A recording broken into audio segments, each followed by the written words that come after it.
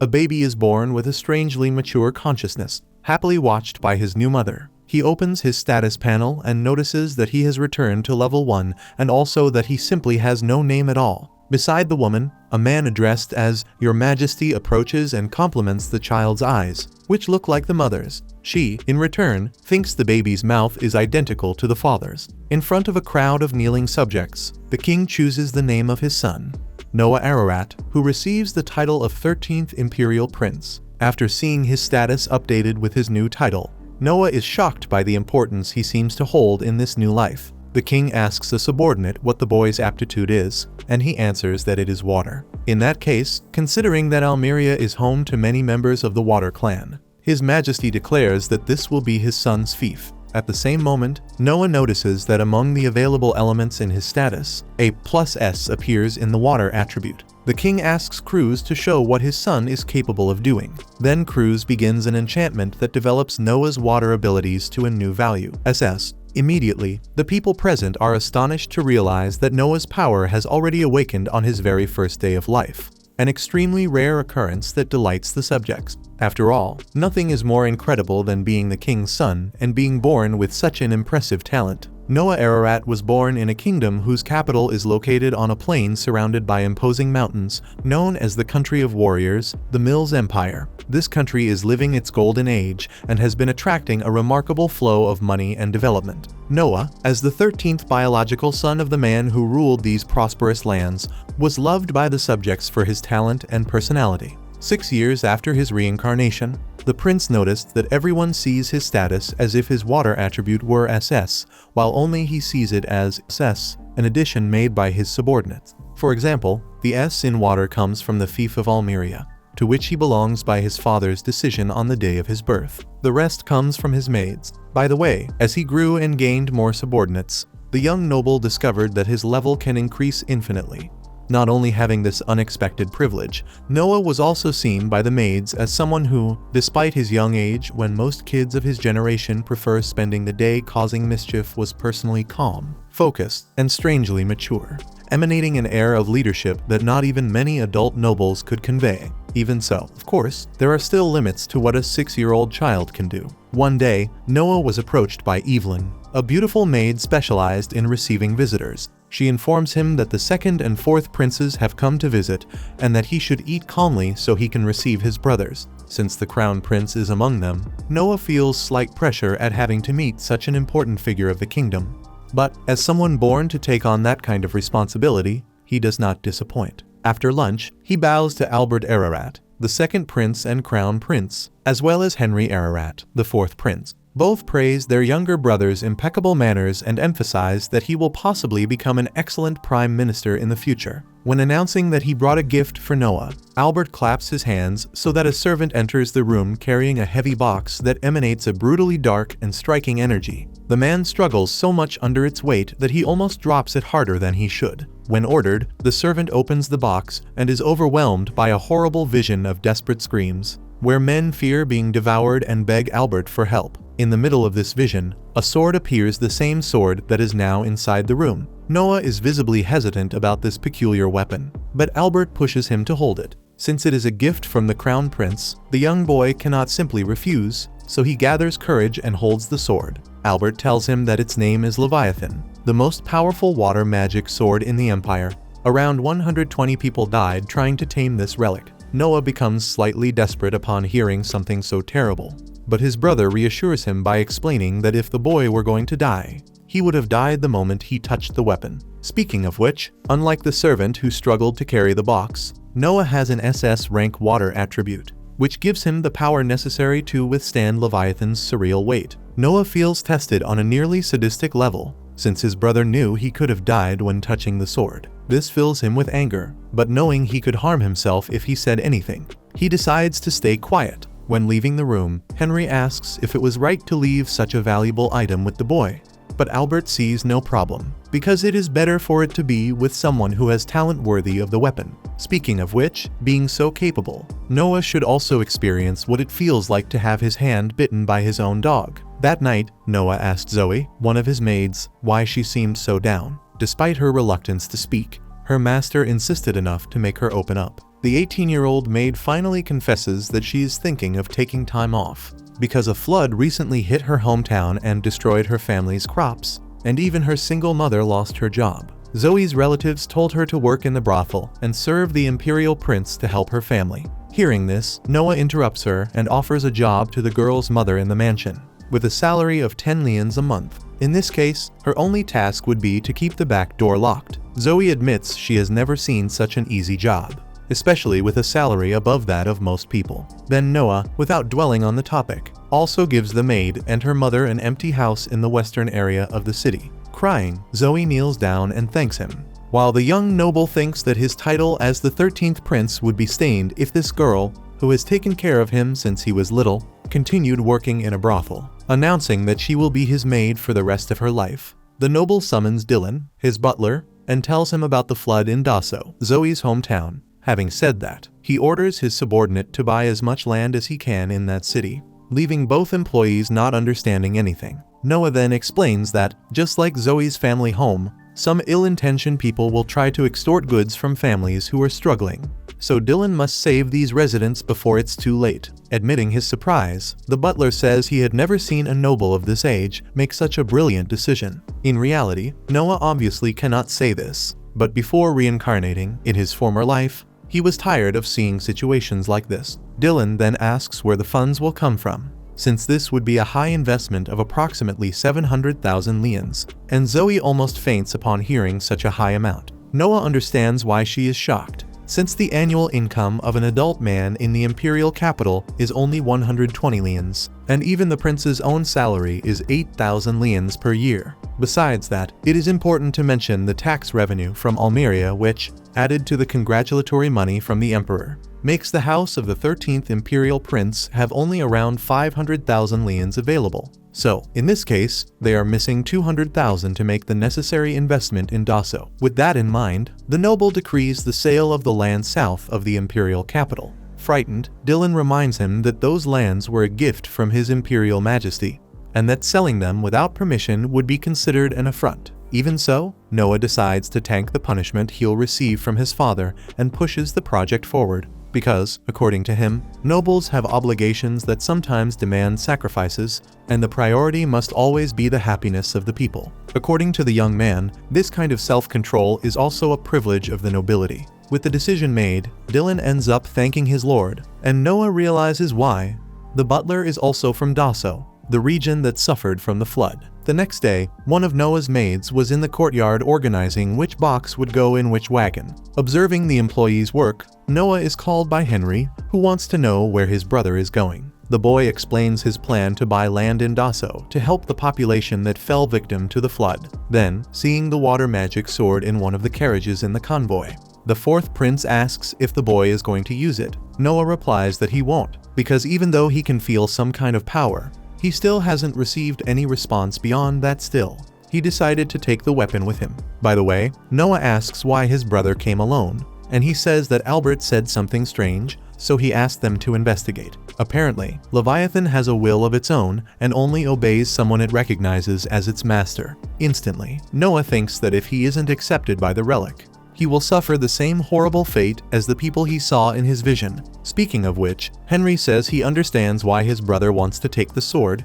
but asks him not to use it, since he might die if he does. With Leviathan in the luggage, Noah Ararat heads toward Daso, and, after the trip, comes face to face with the devastation caused by the flood that swept away much of the city. As Zoe brings her hand to her mouth in fear, the 13th prince asks Dylan to go to the government office, since many houses were carried away by the catastrophe along with their property titles. Therefore, the option is to buy according to the government office's list. Dylan and Zoe are impressed by another brilliant insight from their master, while Noah takes responsibility for anything that may go wrong. After the butler leaves, the noble asks Zoe to show him the region, and as they walk through Daso's destroyed alleyways, the boy notices that the tubers are also starting to rot, which is yet another sign of the complete destruction suffered by the territory. Even when Zoe recommends that her master not dedicate himself so much to this matter, he insists he will return to Daso alone if the maid does not want to accompany him. And speaking of missions, they see that the Empire seems to be doing its part in the region.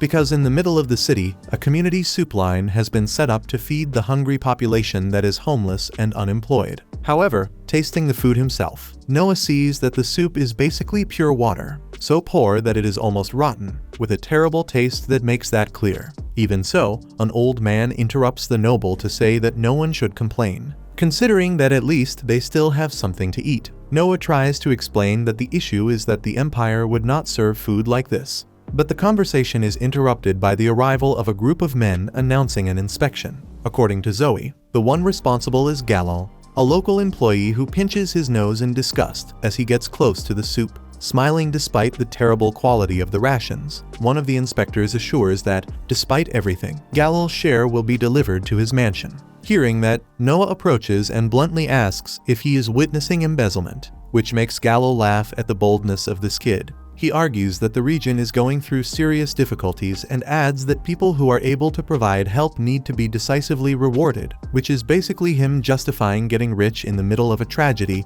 while the people eat water soup. Without backing down, Noah points out the man's crime of enriching himself at the expense of others' suffering. And, enraged, Galal makes it clear that this is also an affront to Lord Rowan, ruler of these lands. With the image of Leviathan in his mind, Noah immediately sentences the inspector to death, and the magic sword flies toward the noble, placing itself at his side as if agreeing with the criminal's punishment. As he unleashes a torrent of water around the boy, Noah feels the relic's power taking hold of him. Just as he takes hold of that extraordinary energy, it's a painful act that causes the human genuine suffering. Yet he had both the talent and the determination to wield that equipment. With the sword in his hand, he orders Leviathan to use its power for the people, as should be done by all those who possess the privilege of strength, the true meaning of nobility. In response, Galal attacks with his sword, but Noah quickly beheads him. The inspector's death triggers a violent reaction from his guards, but before they can strike, Leviathan reacts on its own and creates a crater so massive in the ground that one couldn't even see the bottom. Hearing the commotion, the captain of the knights who govern Daso arrives at the site of the impact and is stunned when he sees the enormous hole. One of the inspector's subordinates accuses the child of killing Galal, and when he realizes who that child is, Lord Rowan Green runs toward Noah and kneels to show respect to the 13th prince of the Mills Empire. He explains that he belongs to Henry's family, Noah's brother, and that he had been given the task of maintaining public order in the region. Immediately, Rowan announces to everyone present that they stand before the prince, and the subjects kneel in respect. Noah, in turn, reports the embezzlement carried out by the official in charge of inspections in Daso, justifies Galal's punishment, and even points out the criminal's accomplices, demanding that Rowan punish them as he deems necessary. Lastly, the noble orders the community soup to be remade with royal-level quality, a decision that fills the hungry townspeople with joy. Hours later, when he hears about his younger brother's actions, Albert concludes that Noah was not bitten by a rabid dog. Instead, he made the dog obey him, which means the boy is more useful than he had imagined. The next day, Noah responds to a summons from his father. When he enters the throne room, he anxiously awaits the king's punishment for having sold the lands granted to him in the south of the empire. However, to his surprise, His Majesty thanks his son for preventing the success of those who tried to take advantage of the tragedy in Daso. The emperor understands that Noah arrived in Daso by chance through a maid who lived there, but he also believes the boy's deeds were the will of God, especially the fact that he managed to master Leviathan, the water magic sword. Speaking of which, the ruler once again asks Cruz to test his son's power. And when that is done, Noah's status panel appears, showing his water attribute reaching SSS rank. The emperor is delighted, convinced that the boy can still help the empire greatly. In the next moment, we see several parts of the capital of the Mills Empire, the political, cultural, and economic center of the country, a place known as the most glorious and prosperous in the world today. On Reed Street, according to the eunuchs, Noah would find a musical performance taking place. Wanting to repay what the master had done for her homeland, Zoe volunteers to join him on this mission. When they enter a theater, they arrive just in time for the performance of a young girl with pink hair and a melancholic expression, singing a song about how love, at times, can turn into pain. Noah remembers that, according to what he'd been told, the artist's name is Asahi. He notices that her technique is still that of a beginner, but he enjoys what he sees, since it's clear she sings from the heart. However, suddenly, a group of men bursts into the theater, breaking everything. Their leader, a big bald man, orders Asahi to stop singing, claiming that with this income she'll never be able to pay the debt her father left behind. The singer argues that this is the only way she can manage to pay what she owes. But the man suggests that every woman has a very specific way of earning money, and we know exactly what he means. In the midst of this, Noah calmly stands up and cites an article of imperial law, stating that children should not be forced to carry their parents' debts. He also points out that pushing this debt onto the daughter and trying to force her to sell her body is a crime. The man becomes furious and threatens Noah, who responds by using Leviathan's power to subdue the brute and his companions. Realizing he would be destroyed if he fought this guy, the bald man runs off, but promises he'll be back. While the entire audience is left speechless upon realizing they are in the presence of an imperial prince, Noah says he enjoyed the girl's singing and asks what her monthly expenses are. Embarrassed, she explains that she needs to pay for her mother's medical treatment. So Noah decides to give her a monthly payment of 25 lians so she can sing peacefully whenever she wants or needs, promising to increase the amount whenever she improves. Later, the noble returns to his humble residence, where he is greeted by his humble servants cleaning his humble shoes. He asks who those men causing trouble at the theater were, and Evelyn explains that they are known for lending money illegally in the region, in other words, classic loan sharks. By the way, upon discovering who they had been dealing with, the troublemakers found the decency to bow at the prince's gate to apologize for what they had done. But Noah orders the maids to send them away. After all, criminals, especially criminals, cannot speak to an imperial prince whenever they please. Henry appears at the house entrance, praising his brother's stance, since accepting people like that so easily lowers the status of the imperial house and its princes. Noah understands that this is one reason, but there is another behind it. Still, he wants to reveal this reason to his brother inside the house, in a private conversation. So the two gather, and Noah tells him about the singer he is helping, and that he needs to act firmly with the loan sharks, so they understand Alachi is not alone. Henry asks if the vocal slap she gave him was a good one, and the short prince admits he's still dizzy. Henry didn't think a kid his age would get this far, especially considering Frank and Gary, who are around Noah's age and aren't even close. Gary, for example, is still an immature brat who never learns proper etiquette.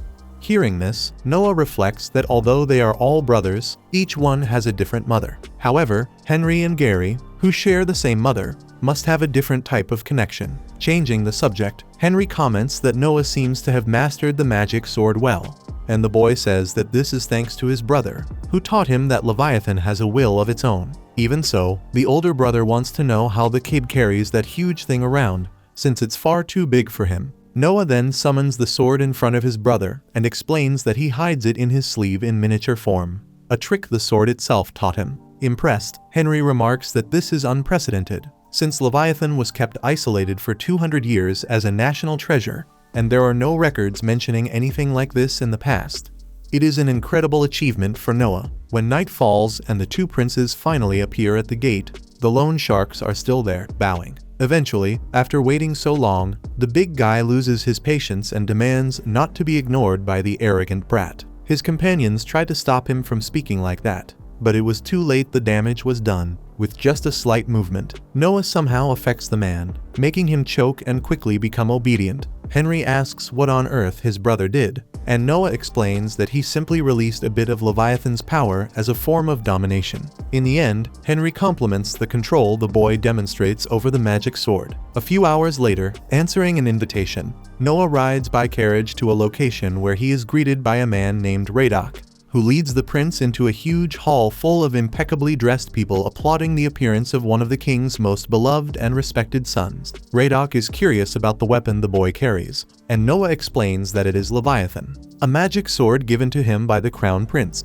This information leaves everyone stunned, since it is a national treasure personally granted by Albert Ararat. Knowing that the 13th prince's domain is Almiri, the crowd connects this territory with the sword Noah carries. In the middle of all the chatter, however, there is a brief moment of silence in which, just like in an episode of El Chavo, only one guy happens to be talking, and he's ironically mocking the prince's sword, saying it looks like one of those toy swords that light up when you press a button and are sold in department stores. Noah looks straight at the man, who pretends it wasn't him, but Leviathan knew well who it was. Without delay, the sword releases a dark miasma that starts suffocating and driving the people in the hall insane. Noah demands that the weapon stop doing that and points out that loyalty is good, but this was an exaggeration after all. It was clear the sword got angry after hearing its master being disrespected. Despite the tense moment, Radok applauds the Imperial Prince and highlights the vast power of national treasures, since it became obvious that everyone there had the privilege of feeling the same sensation of death through His Highness's overwhelming power.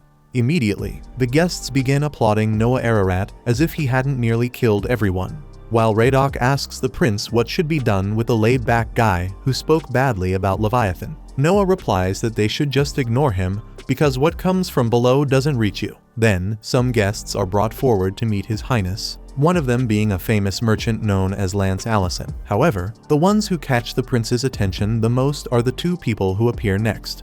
A man who introduces himself as Byron Allen, administrator of the Allen Mercantile Company. Beside him, not very comfortable with these situations, a girl introduces herself as Cindy Allen. Right away, Noah asks if she is adopted, because Byron seems to be someone from the second or third generation and carries the mannerisms of the upper class, unlike the girl. Besides that, he also noticed that Cindy had been a slave in the past, since from the moment she arrived her gaze has been one of intense observation, the eyes of someone who had once been enslaved. Impressed, Allen confirms the prince's suspicions and admits that he bought Cindy, but that she is smart and learns things quickly. However, contrary to what the merchant expected, the prince admires and encourages this kind of thing, even inviting the man to visit his mansion someday to talk more about the child. Upon hearing this, the people around them react as if Byron had won the lottery, and all the attention and envy in the hall shift toward the merchant and his daughter as he withdraws from His Highness's presence. When he leaves, Noah comments to Radok that there is another reason he knew she wasn't his real daughter. Whenever the prince reaches for his sword, the girl immediately turns toward it with full focus, which proves Cindy has been protecting Allen since the first threat. Later, after the event, Noah Ararat goes to the marketplace and happens to run into one of his brothers, Oscar. Seeing that Noah is free, Oscar invites him to look for some treasures, since they are on Cobalt Street, a place where various antiques from all over the Empire gather, some of which can have great value. Of course, many forgeries are placed among the original pieces, so one needs to be careful in order to conduct a true treasure hunt without walking out of there with a cheap knockoff. Sometime later, after a long search, Oscar ends up giving up on finding anything worthwhile. Noah, on the other hand, finds a book he finds interesting and, for the symbolic price of 3 lians, manages to get the item for himself. Oscar asks whether that is the treasure they were looking for, but Noah was just curious about it. That said, his brother takes a more serious look at the book and realizes that this is definitely a spell grimoire by the legendary mage Andrea, which is probably worth around 1,000 lians. Oscar asks how Noah knew that, but the truth is he had no idea. He only knew that his wind magic increased when he touched the item.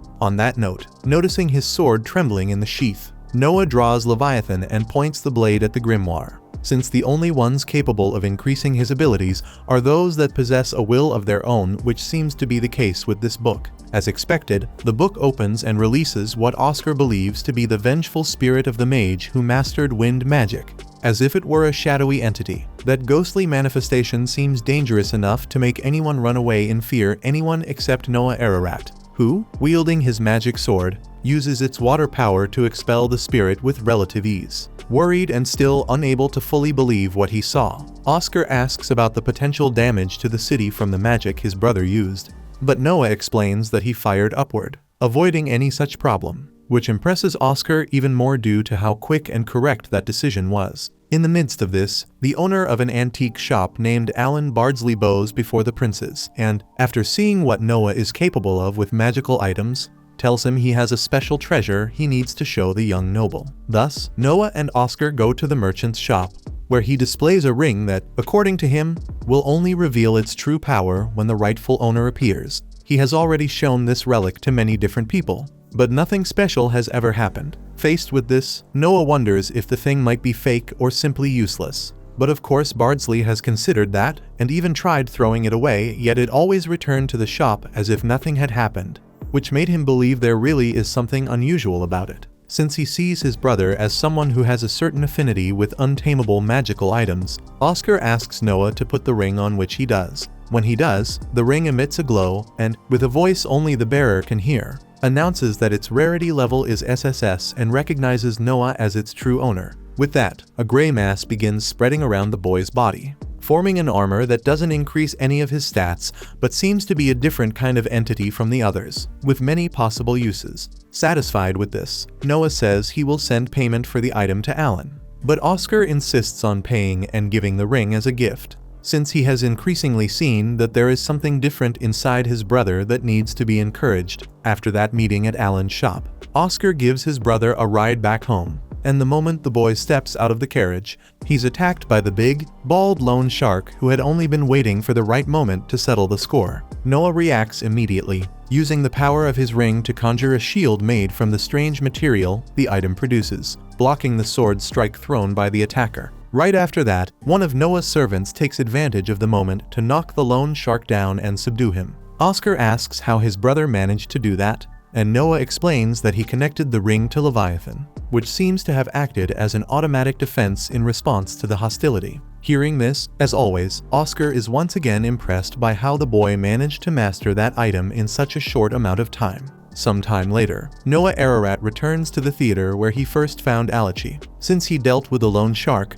he believes the singer will finally have the peace she deserves, convinced that the man won't bother her again. However, that's far from the truth. Two drunkards who were drinking themselves senseless in the place had the nerve to climb onto the stage and start fighting over the girl, acting as if she were a waitress obligated to serve them more drinks, while clearly being interested in something more than that. Just as the two are about to throw a punch, Noah places his magical shield between them and ends up breaking at least one bone in each of their hands when they strike the barrier. Then, with his sword, he slices their clothes apart and forces them to flee the theater in their underwear. Seeing that the clientele of this establishment isn't exactly well-mannered, Noah demands that the owner stop unbearable drunks like those from coming in, but the man laments that, unfortunately, that kind of drunk is literally the entire audience that keeps the place running. Since that's the case, the prince decides to buy the whole dump for 1,000 lians, an amount so high it leaves the guy emotional. Asahi, in turn, thanks him for everything the noble has been doing for her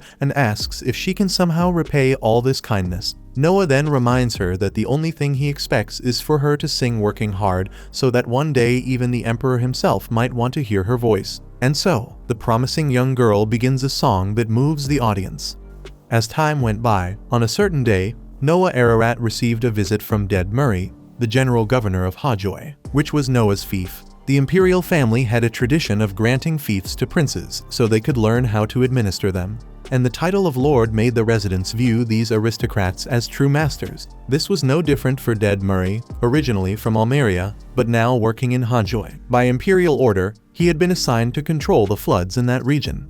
But the mission had not been going well. Hajoy was a fertile area that produced grain along the bend of a great river. Although this offered the opportunity for abundant harvests, it came with an obvious drawback.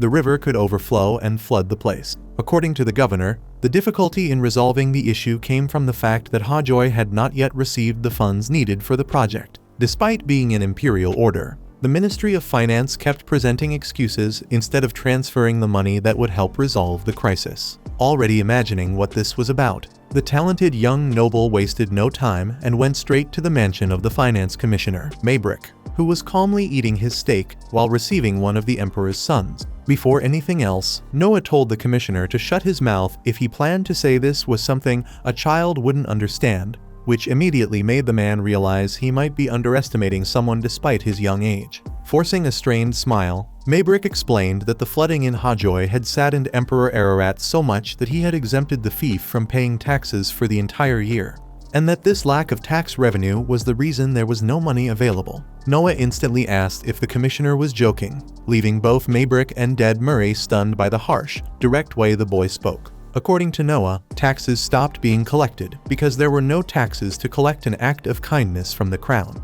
Yet the commissioner behaved as if that were a valid excuse to withhold funds from a fief in need. Feeling the pressure, Maybrick changed his explanation and argued that the national treasury had no available funds because it was focused on building a new summer resort for Emperor Ararat, so that he could spend his vacation somewhere cooler than the capital. Hearing this, Noah lost his patience and pointed out the commissioner's disrespect toward Hajoy by prioritizing the construction of a vacation home over helping a flooded fief. He then threatened to involve the emperor directly so the matter could be resolved properly. At this, Maybrick panicked and knelt before the prince, begging for mercy. Noah agreed to let it go as long as the commissioner sent the budget to Hajoy immediately. At once, Maybrick rushed off to fulfill the order, and Dead Murray was left impressed that this boy had forced such an important member of the crown to his knees without yielding even a little. The governor apologized for involving the prince in the matter and left to handle the flooding using the funds sent. After this meeting, just as Dead Murray was departing,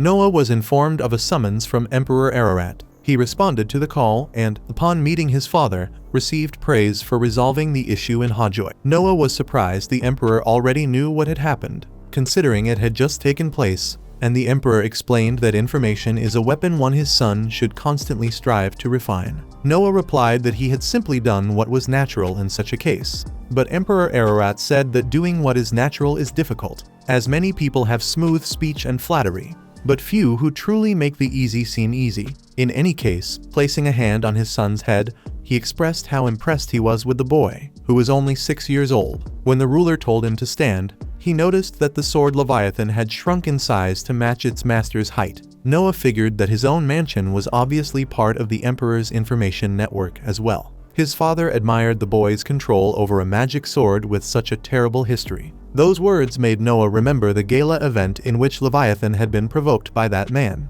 releasing the macabre miasma that almost suffocated everyone. Regardless, the emperor believed it was a good idea to assign the prince an appropriate instructor so he could handle the magic sword as safely as possible. Thus, he summoned Damian Noble, the greatest swordsman in the empire, who would be responsible for teaching the young noble the art of swordsmanship. To Noah's surprise, Damian Noble asked to test the boy in a duel. Emperor Ararat reminded him that his son was only a child, but the instructor explained that he simply wished to assess the boy's talent, not his technique. When the ruler allowed the duel, Noah was even more impressed by how confidently Damian had persuaded the emperor so quickly. Damian Noble told Noah to attack however he wished, and the boy charged straight at him. In that moment, he felt Leviathan's memories of its former masters rising within him. A clash ensued between the two swordsmen, and after a few exchanges, Noah shocked everyone by disarming his opponent. By doing this, the boy expected nothing less from a magic sword that had accepted him as its master.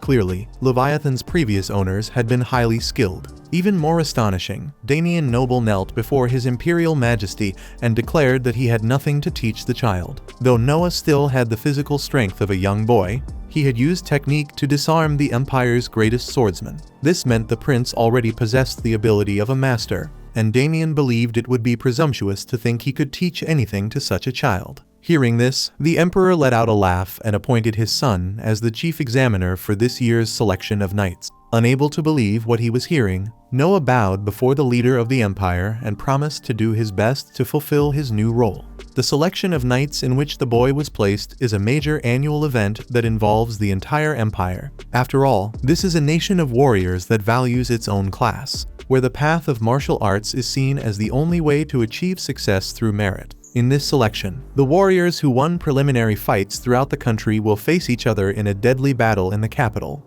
and the winner will receive the title of knight and enter the upper class. The first task of a knight is to become a subordinate of the selection officer, who, in this case, will be Noah Ararat this year. Having a good knight as a member of his team will certainly make the young prince stronger. With that, the emperor asks whether his son will choose his candidates based on brute strength or if he will choose the winner. So Noah establishes that the regional preliminary rounds will be eliminated and the entire selection will take place in the imperial capital. Noah wants everyone to fight in front of him because the empire is huge, making it impossible to follow every regional qualifying round. And it would be a shame if a great talent were lost because of that difficulty. Later, in his mansion, while being served tea by Zoe, he asks the maid whether people from her village are interested in applying for the knight selection. And she explains that they are, because this is the only chance for ordinary people like them to become someone important. That's why every year there is a representative from there. Then Noah tells her that he eliminated the regional championship, meaning anyone who wants to participate can do so without going through that filter. Zoe seems happy about this, but sad at the same time. After the master's insistence, she confesses she feels this way because the real reason why Dassault only sends one representative each year is that it is difficult for them to pay for travel and lodging costs in the capital. which is an expensive place, since the person sent can only go thanks to donations from the other residents, because Daso's candidate carries the expectations of the entire population into the selection. The whole town always mobilizes for it. Regarding this issue, Noah says he would also like to eliminate this difficulty, because his idea is to do everything possible so that he can check all potential talents and not miss anything. So he decides to cover all expenses related to sending the candidates. Zoe finds it incredible, although she points out that it will be a costly decision. And Noah argues that there is no need to prepare everything from scratch. He then summons Dylan and orders him to buy all vacant houses that exist in the imperial capital. But if that is not enough to accommodate all candidates, the butler must have a dormitory built. In addition, Noah orders Dylan to contact all merchants he knows to announce a meeting with the prince to solve the issue of the candidates' meals. Later, when meeting with Byron Allen and receiving an estimate of how much he will spend on food during the tests, Noah notices that the price is much lower than he expected, and the merchant says he made a special price because it is a request from the 13th prince. However, Noah states categorically that the merchant would never give such a discount out of kindness, which embarrasses Byron Allen for having underestimated the Lord because of his age. In any case, the merchant informs him that while the night selection is happening, there will also be a test to recruit servants for the palace, and Byron Allen would like to know something about the tendencies of the approved candidates. Imagining that Byron Allen wants to send a woman to the palace, Noah responds that if there was someone in the palace under the merchant's control, he could obtain information quickly, and the benefits would be even greater if Emperor Ararat ordered that woman to spend the night with him. Sweating cold at such an extreme statement, the merchant proceeds and says he has already made the payment in advance. So Noah promises to make the recommendation if the candidate is a woman he genuinely likes. With this matter settled, Byron Allen kneels before the prince and, seeing him as the best person to receive this request, the man wishes to include the 13th prince's crest on the sign of his shop, which is a clear demonstration of subordination. Before anything else, Noah makes it clear that he does not forgive betrayal. Upon leaving the meeting at night, the boy reflects in his carriage on how his status has risen by having Byron Allen under his command, which is an important step toward becoming stronger. However, Noah is startled when he notices that his water status has decreased and assumes something must have happened in Almeria. He tells Zoe to inform the coachman that they must go straight to the palace to meet Emperor Ararat immediately. When he meets with his father, surprisingly, the emperor already seems to know that something is happening in Almeria,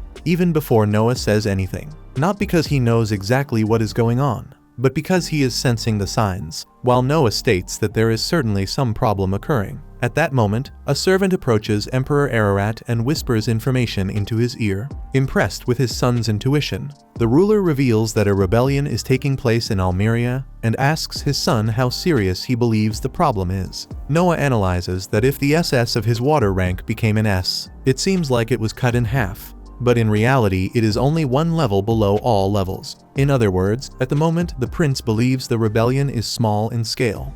The emperor says the answer is correct, since according to the report, this revolt involves around 5,000 people, the equivalent of a small army that is now roaming Noah's fief. By the way, Emperor Ararat asks whether the boy wants to defeat the rebels alone.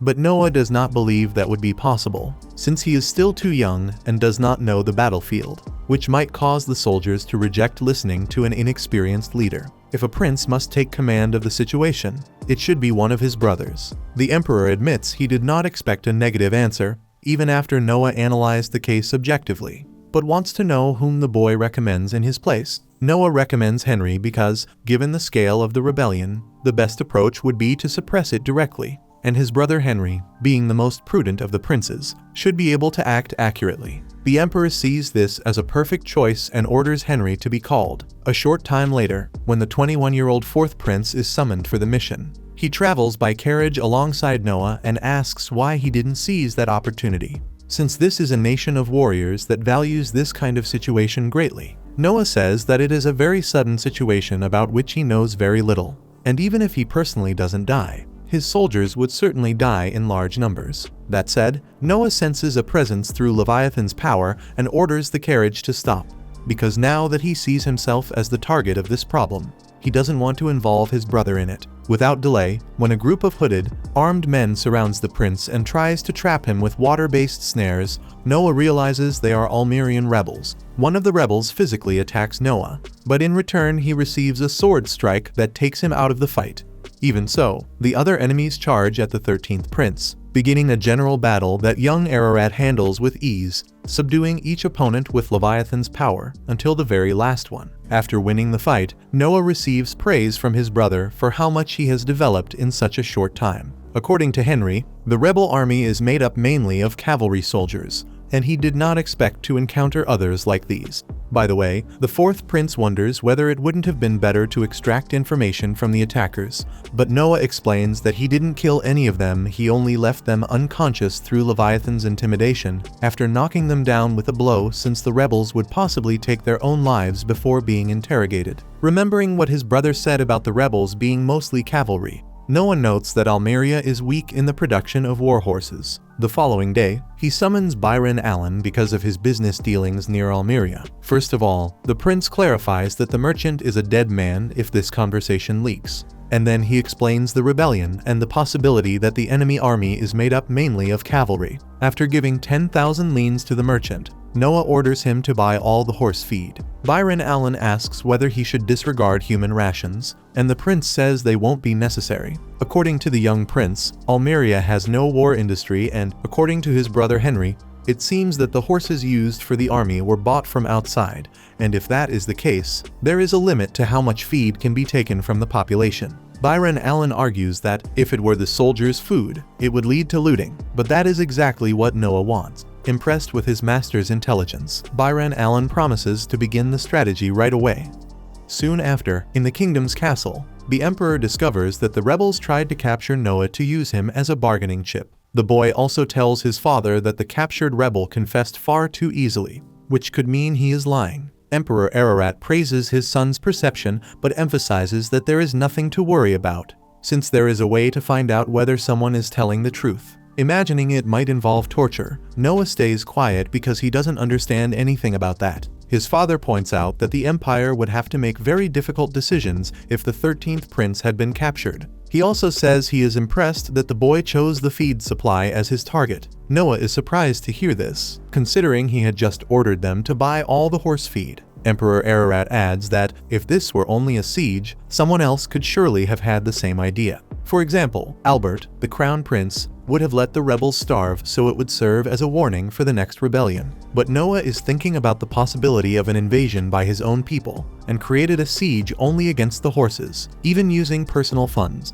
Without a doubt, this is a very intelligent and difficult tactic, and the leader of the empire is impressed with his son's sharpness. For this reason, he allows Noah to add a sword to his coat of arms. Speechless, the young boy reflects on how the Mills Empire is a nation of warriors whose greatest symbol is the sword, and using it on a coat of arms without the supreme leader's permission can even lead to the death penalty, since it is an honor of the highest level. Finally, Emperor Ararat orders crews to issue a decree about it, and Noah expresses all his gratitude. After leaving the meeting with his father, the boy meets Byron Allen and learns that the amount of processed grain that can be transported as feed is limited. Byron Allen also says he can discover the delivery route and that monopolizing the purchase wouldn't be difficult. As for the rebel leader, Karhun, he seems to be a vengeful man capable of using any means to achieve his goals. Therefore, every precaution is necessary, even for His Highness Noah Ararat. In the middle of that, Evelyn interrupts the conversation to warn her master that there is a badly injured man at the main gate claiming to have an urgent report. When he arrives, Noah meets the man, who introduces himself as captain of a 10-soldier battalion in the province of Adra, in Almeria. He reports the rebellion and reveals that his superior was the main person responsible, but that he refused to take part and came to expose the situation. Byron Allen regrets that this is the urgent report, since Noah already knows about the rebellion, but the prince thanks him for the information, orders them to treat the wounded captain, and even asks that he be given a reward of 1,000 leans, which is a small fortune. Byron Allen questions the reason for this, since everyone already knew the information the officer brought. Noah explains that this is the best way to repay the loyalty of a man who, even seriously injured, traveled a long distance to warn them about the rebellion. Near nightfall, Zoe enters her master's office visibly pale and shaken. According to her, an unknown person gave her a pouch with about 500 leans and said it was the reward if she made the 13th prince drink a sleeping substance she now holds in her hands. Noah concludes that the rebels really do want to capture him, and asks why she didn't go ahead and do what they requested. Zoe says she would never betray her master, because he helped not only her family but her whole village. Still, she cries as she confesses that she would be killed if she didn't do what she was ordered to do. Then, the young Noah Ararat writes a check for the same amount the rebels used to try to buy the maid's betrayal, but with an extra 5,000 leans. Unable to believe such an amount, the maid says she cannot accept it, but her master insists. Above all, this is not even the biggest surprise Noah gives her. To leave the woman even more stunned, the noble says he will take the sleeping drug, and when he does, he wants Zoe to hand him over to the rebels and then flee and hide immediately, because they will obviously try to silence her. Thus, sometime later, Noah slowly opens his eyes in a hideout, where two men in another room were talking about how the last resort to prevent the prince from escaping was to kill him with their leader's sinister dagger. Noah realizes his hands and feet are tied, so he takes from inside his ear a small magic item that transforms into Leviathan. In addition, they fortunately did not remove the ring from his finger, so he uses the magical accessory to cut his ropes. Looking around, he sees that he is not in a room, but in the back of a wagon. Next, Noah asks Leviathan to show its memories. After taking the sleeping drug and falling asleep, the 13th prince was surrounded by rebels who invaded his mansion after Zoe allowed them in. However, she created a distraction and escaped, and since they couldn't miss the opportunity to take the prince, they ignored her, tied Noah Ararat up, and took him away in a cart. After seeing what happened, the prince climbs on top of the wagon and appears armed before all the rebels who were resting around a campfire. One of the men draws his sword and reminds him that the kid no longer has his brother to help him. Noah then slashes the enemy in a movement so fast that the man didn't even have time to react. After that, the boy laments that this was a useless mission, because he wanted to obtain relevant information but was kidnapped only by lower-ranking subordinates who know nothing. The rebels become furious at the audacity of this brat and attack. Noah then shows the fatal result of combining his talent with swordsmanship and Leviathan's power, even though he did not use his water magic this time. After finishing off all the enemies, the noble sees Zoe approaching from afar, accompanied by several imperial soldiers. He asks what she is doing there, since he told her to run, but Zoe couldn't bear it. She needed to see how her master was doing, because she was dying of worry. While the soldiers stared in amazement at the rebels' bodies on the ground, Zoe assumed her master had done all of that on his own. Noah ordered the captain of the platoon to deal with the corpses, but when the officer was about to pick up the sword of one of the dead men, the prince warned him at the last moment that he must not touch the weapon. To everyone's surprise, Noah told them to step back, and then a dark miasma rose from the sword, making Noah realize that this was the sinister dagger they had been talking about. The prince felt a strong killing intent coming from the dagger and, through Leviathan, he could even sense within it the resentment of the person who had cursed the blade, manifesting the image of a man who could only be Karhun, the leader of the rebels. Leviathan, in turn, displayed all its power by releasing into the sky a miasma as black as the one coming from the weapon, and this force of shadows curved around the atmosphere to strike Karhun directly, right where he stood. The next day, once again, Noah was summoned to report to his father, who, by this point, and as always already knew about the good work his son had done the day before. In fact, the first thing he did was praise him, since the leader of the rebels had been struck in the forehead by a jet of water that appeared out of nowhere the previous night. Naturally, Emperor Ararat assumed the one responsible was Noah and his magic sword. Noah, in turn, never stops being impressed by how quickly his father gets this information. Thinking to himself, he recalls that he used the resentment embedded in the dagger as a marker, then aimed Leviathan's long-range shot at its owner and hit Karhun dead on. With that, the rebels of Almeria lost their greatest leader and were consequently suppressed by the 4th Imperial Prince, Henry. After the battle, almost everyone who planned the rebellion was arrested,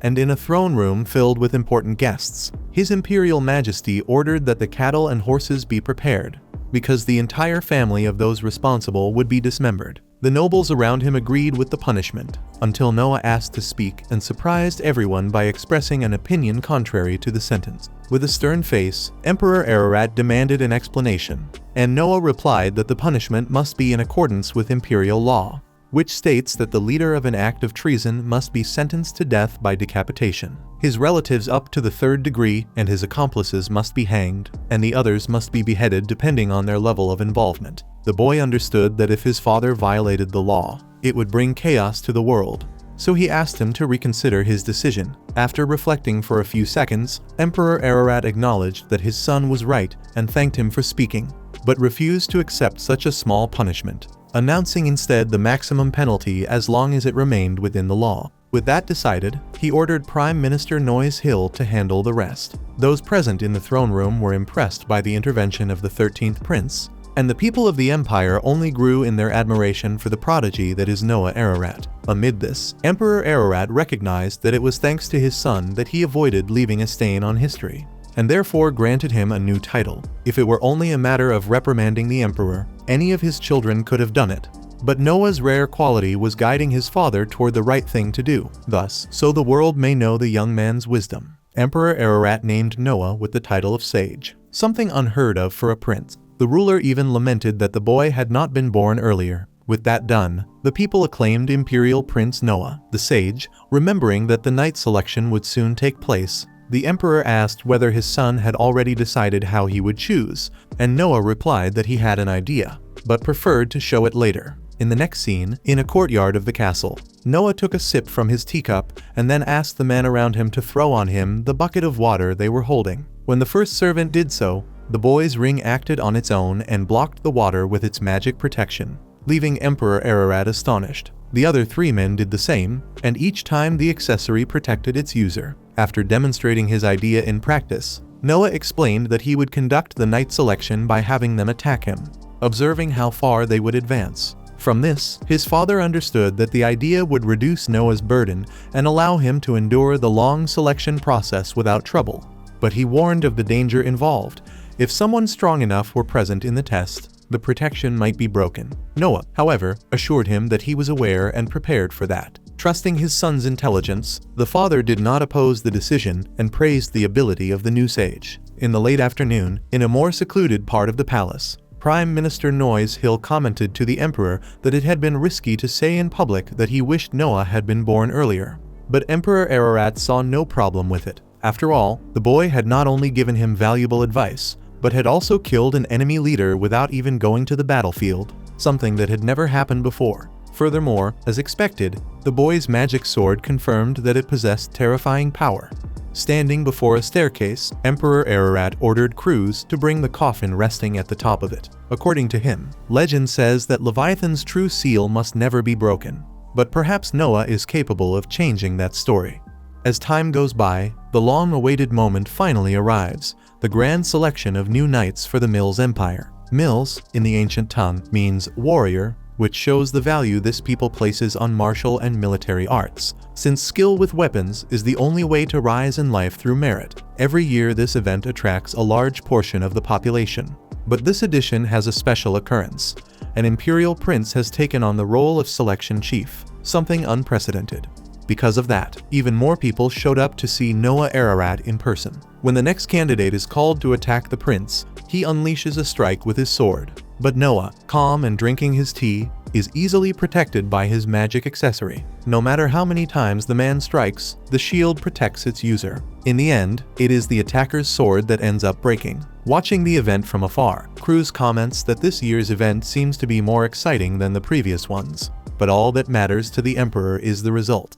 After all, this date exists to select knights, and Emperor Ararat is eager to see whom his son will choose. Next, the following candidate launches a fire spell toward the prince. The fact that the boy's body becomes surrounded by dangerous flames leaves the people tense, but despite the sorcerer's great effort, a different magic shield protects the young sage, leaving him unharmed. Noah reflects that the sun is already setting, and so far he has not seen anyone who stands out, which begins to worry him. Today's test ends with the next participant, a warrior in armor who tries to control her anxiety through breathing. After a few seconds, she attacks Noah with a thrust, and this time the sword pierces the shield from the ring. determined to break the protection completely. The warrior pushes forward and starts to crack the entire shield until it shatters into many fragments. With the force she was using, the woman grazes the prince's arm, and 2 guards run in to restrain her. However, Noah himself demands that the candidate be released and asks for her name. With her head lowered, fearing severe punishment,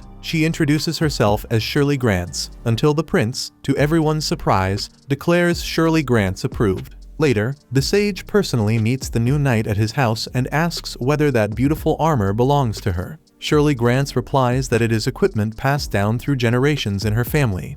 But changing the subject, she admits she did not understand why she was approved, since she made a huge mistake. Noah directly mentions the crime of having accidentally injured the imperial prince, but he reminds her that he was the one who gave the order to be attacked. He then tells Shirley to stand and strike at him again, proving her obedience as a knight. With that, the woman follows the order, and after breathing again to focus, she delivers another thrust that is blocked by the ring's shield, and this time it does not come close to breaking. Noah explains that he would have defended himself properly if he had truly wanted to at that moment.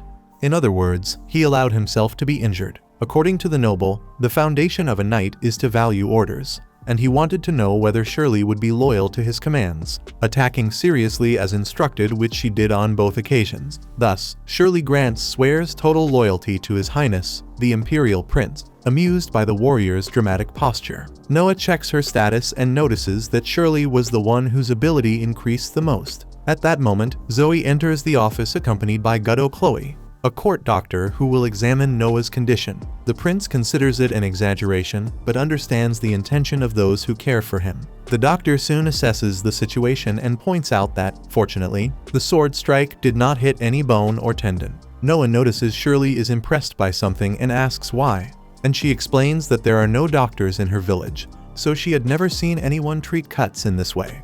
In that case, the sage asks how they handle the injured and sick, and Shirley says the elder prays for everyone and drives away the source of illness. The doctor comments that this is common in poorer villages, while Noah, considering that the shortest path to becoming a doctor is becoming a disciple, announces his first order to his knight: bring intelligent children from her village so that Gutto Chloe may take them in as apprentices. Noah will cover all the costs of this operation, so that these children may become doctors who, in the future, can take care of the people in the village. Unable to believe what she is hearing, Shirley bows emotionally and thanks him, but Noah points out that a knight must not bow like that, but rather act according to etiquette. The next day, Shirley Grants puts on her armor and, upon descending from her new room, finds Zoe in a hallway. Zoe wants to know if the knight slept well, but Shirley admits she did not, since the room is still strange to her. Speaking of which, she notes that even the servant's mansion is impressive in this place, which is not very common when dealing with an imperial prince. As they walk, they end up encountering a few maids talking among themselves about who should be the master's future wife. Shirley points out that the kid is only 6 years old, but Rihanna highlights that the other imperial princes married before the age of 15. One maid asks whether Ange, Lady Almeria's attendant, would be a good choice, since she is from the master's territory, and the others think it is a great idea except Zoe, who does not think such conversation is appropriate. On the other hand, another worker, observing from afar, remarks that this only shows the popularity of the sage prince.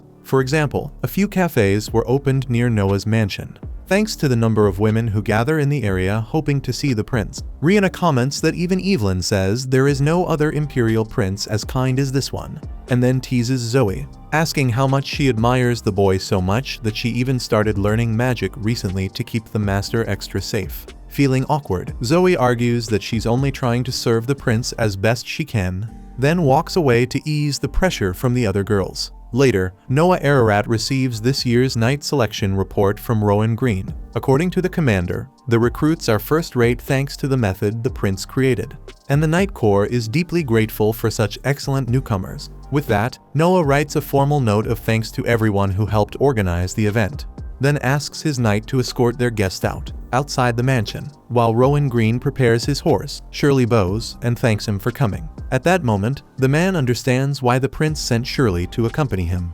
It was to show the new knight how it's truly done. Even so, as he mounts his horse and begins to depart, Rowan Green leaves her with one piece of veteran advice: there are no mistakes in following such a great person unless she stops putting in the effort. That night, Noah Ararat hosts a party at his mansion, where Alichi is the special guest performing her songs. Byron Allen attends with his daughter Cindy, both there to celebrate the success of the night selection. Noah says this event is for everyone, so everyone should take part. But aside from that, he mentions that the guests are merchants with deep ties to the 13th Imperial Prince, and that it would be important for all of them to strengthen their friendships as well. As he finishes speaking, Noah begins to applaud when Alichi ends her song, and the other guests follow. Zoe approaches the master with a letter addressed to him, even though she had hesitated at some point to hand it over. Sensing trouble, Noah opens the letter in a quiet spot. It doesn't say who sent it. According to Zoe, the gate guard said the person who delivered it ran off immediately afterward. Worried, Shirley asks if she can do anything. But while Leviathan trembles inside its master's sheath, Noah says everything is fine. It seems the remaining Almerian rebels are still making worrying moves, and Noah believes the one who sent the letter is infiltrated and investigating the matter, likely the soldier who came to warn them about the rebellion. Zoe recalls that he seemed extremely loyal and must be returning the reward he received. But Noah points out that acting as an intermediary could get him killed at any moment if he's discovered. Since his brother Henry is still in Almeria, the sage will send a messenger to make him stop. Some time later, Noah receives another letter and laments that the soldier was tortured, just as expected. Noah wishes he had spoken, because keeping his secret cost him terrible punishment. Henry's troops rescued him, but the soldier remains unconscious, which Noah sees as his own responsibility. Shirley and Zoe completely disagree, but the prince believes he could have avoided all of this if he had figured it out sooner, putting into practice what his father said about information being a weapon. Either way, he orders Zoe to contact Almeria and spare no expense to keep the man alive, using every doctor and every medicine necessary. After giving the order, the boy reflects that it isn't worth sacrificing people with great loyalty in exchange for a single piece of information. Eventually, Noah walks through the streets with his knight, who is impressed by the marketplace, having never seen anything like it. She asks what he came to do, and he says he wants to buy a gift for his brother Henry, in thanks for the battle against the rebellion and for everything involving the letter. Upon arriving at Alan Bardsley's shop, the Imperial Prince is shown several new items that arrived, refined accessories of incalculable value, with a shine so intense that Shirley is left speechless. Among so many expensive items, Noah shows interest in something covered by a cloth, since it looks different from the rest. When the cloth is removed, a beautiful glass statue is revealed, flawlessly crafted by a master artisan of rare talent, a piece left behind by Lindsay. According to Alan Bardsley, the technique used to create it has been lost, and only 2 statues of this goddess remain. Noah gives 10,000 for the statue, plus a bonus for Bardsley bringing something beyond what he expected. At that moment, the 8th Imperial Prince, Oscar Ararat, enters the shop after hearing his brother was there.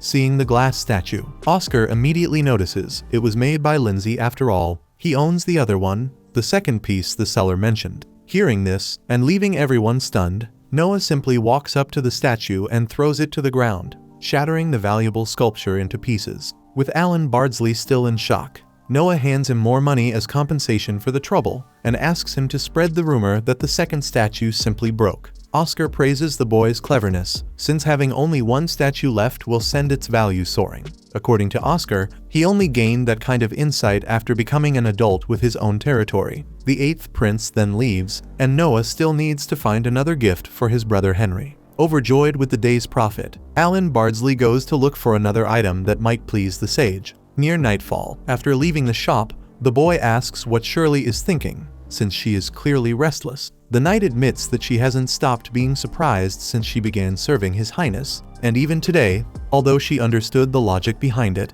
she points out that it was still an extremely high-level treasure. On the other hand, Noah sees the statue as just an ordinary object, not a true treasure. To the Imperial Prince, the people who risk their lives to deliver information, who work hard to meet expectations, who swear loyalty to Noah Ararat and do everything they can to be useful, those are the true treasures. And Shirley Grants is one of them. Hearing those words, Shirley can't help but feel impressed, to the point of promising that she will follow her master for the rest of her life. As for the young sage, all he can think about is gathering more treasures until the day he receives a fief in his adulthood. 6 years later, Noah Ararat walks through the central corridor of his mansion and is greeted by his attendants, who bow before their master. Accompanied by Shirley and Zoe, The 13th Imperial Prince of Mills heads toward the carriage parked at the entrance of his mansion. Check out these videos appearing on your screen and subscribe so you don't miss the next part.